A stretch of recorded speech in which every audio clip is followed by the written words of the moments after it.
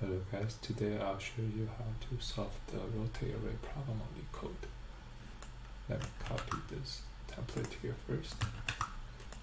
So the concept behind the problem is actually really simple. So given an array and a number k,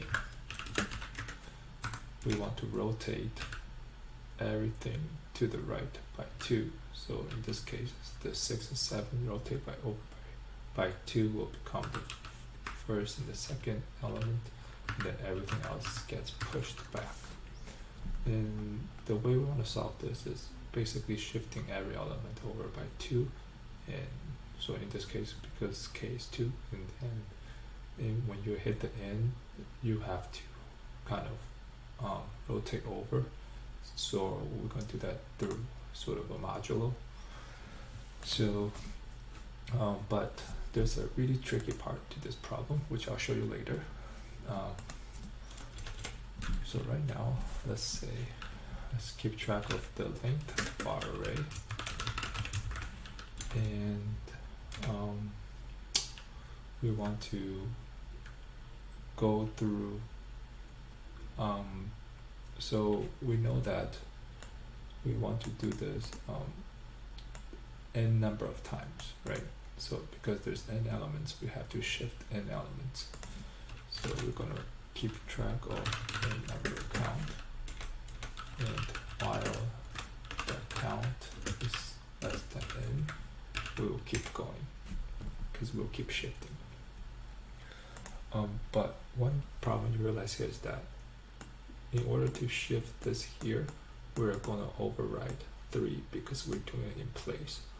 So in some sense, we need to keep track of this previous value, or else we'll lose it forever when the number gets overwritten in place.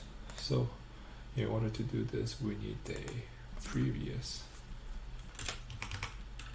to keep track of it. And here we will just use the first index because we're going to start with the first element. And so while count less than 4, we're going to start rotating.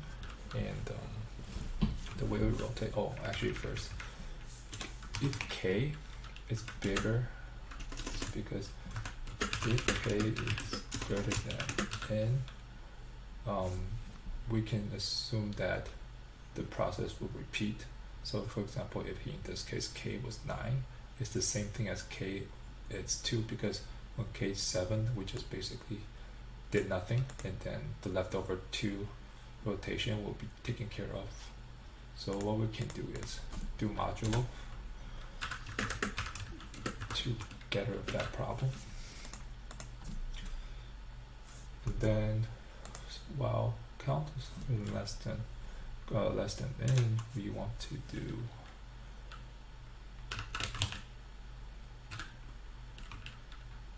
nums of k. Sorry, not nums of k. Num count equals nums of count plus k. And actually, I'm going to store this in a variable called jump, because basically we're jumping. This is a new index. This is our jump. We're jumping from here to here. So the jump will be k. And here you also have to realize we have to take care of the modulo, because in this case, if it was the 6th element here, and we jump by 2, we are actually coming back to the first index. So we modulo by n to take care of that.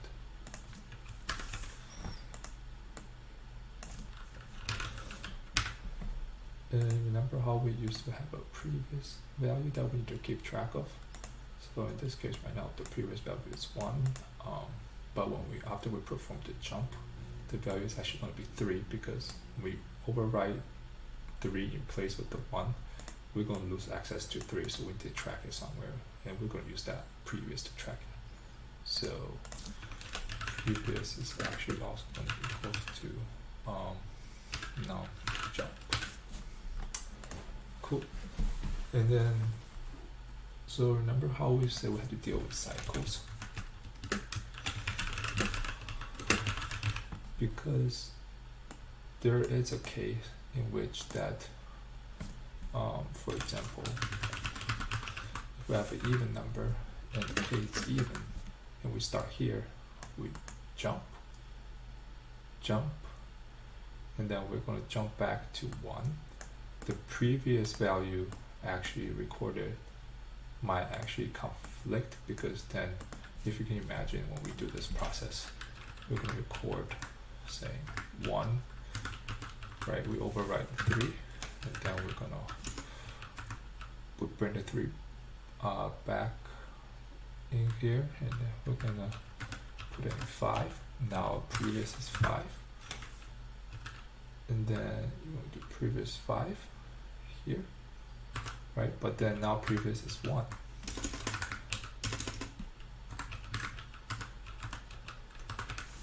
And what happens here is if previous is 1, when we do the jump again, 1 stays 1, and we're going to fall into this case where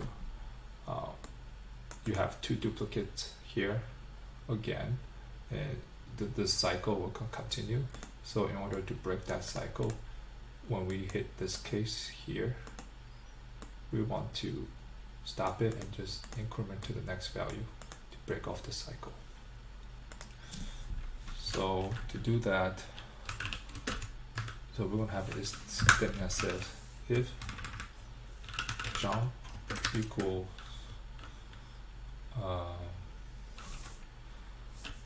count, then break out of this cycle, right? Actually,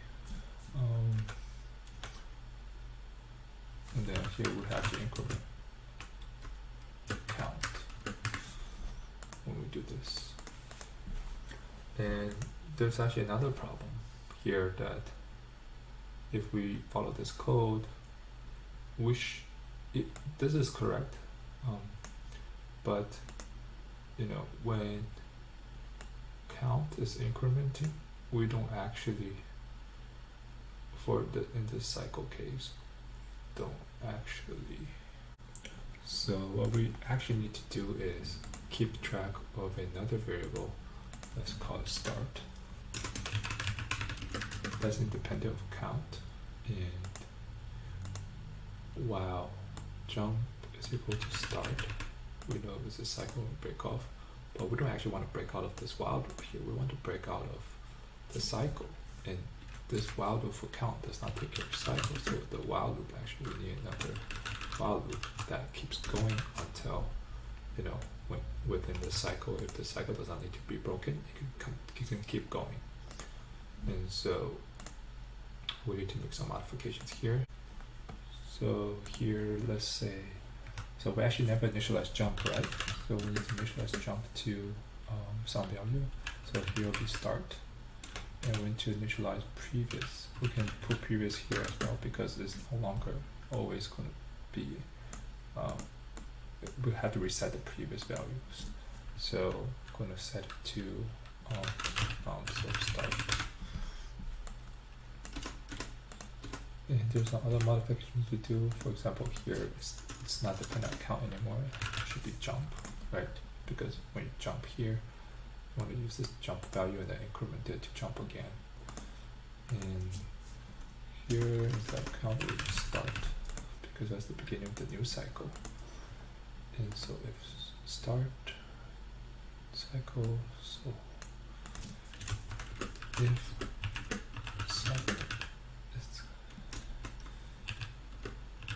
tempted, then break it. Then once we break it, we're going to increment start. So we can start, we can actually, get out the loop. So if we're stuck in the loop here, we're about to go here, we're going to say stop here, move on to this, and start the cycle over, so we don't get blocked. And so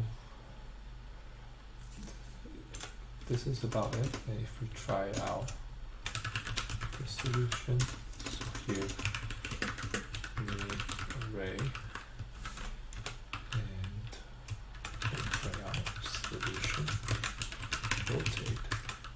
array with k equals 2. Let's see what kind of output this will give us. Whoops, this defined. Oh, okay, it doesn't like this. That's fine. We'll take out the documentations here. Ooh, none. Ah, okay, I see. I derp a little bit here.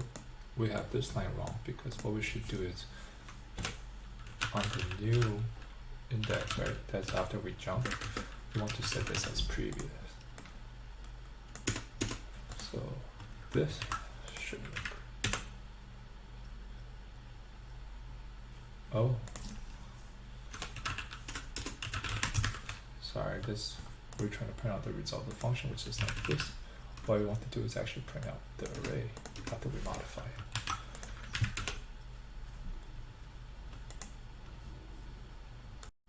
Another gotcha here is that unless we cache this value, this jump error gets overwritten, right? So this is not going to get the correct value. Previous is just going to stay previous. So a clever thing in Python is we can just put this on the same line. So, like so. So we don't have to actually use another variable to cache it. Now this should work. Alright, and there you go. So now let's try to use the solution in the actual submission.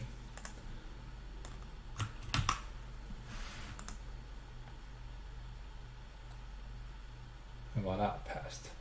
And here you go, guys.